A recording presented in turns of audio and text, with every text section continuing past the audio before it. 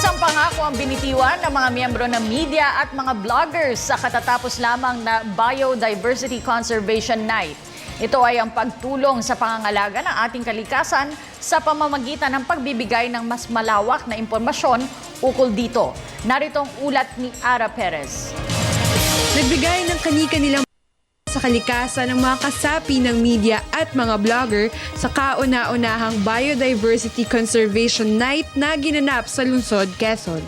Sinabi ni Protected Areas and Wildlife Bureau Director Teresa Mundita Lim na talagang mahirap ibenta ang kaisipang biodiversity dahil hindi ito lubos na nauunawaan ng ilan. Ngunit tiwala ang organisasyon na kanilang maipababatid sa mga tao na ang biodiversity ay isang asset lalo na sa turismo ng bansa. Ang Pilipinas ay bahagi ng 18 mega-diversity countries sa buong mundo kung saan naninirahan ng 70% ng lahat ng species ng mundo, kabilang ang mahigit sa 200 protected areas ng bansa. Sa kabila nito, isa ring biodiversity hotspot ang bansa na sumasailalim sa ilang human threats, kaya't nararapat lamang na ito'y pahalagahan.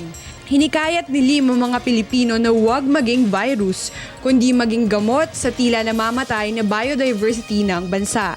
Samantala, hinamon ni Philippine Information Agency Director General Jose Marie Oquiñena ang media at mga vlogger na hagkan ang biodiversity at gawin itong kanilang misyon. Our goal is that everybody will embrace this as part of their mission in life to conserve the biodiversity ng Philippines, and hopefully we can inspire for the entire world. No?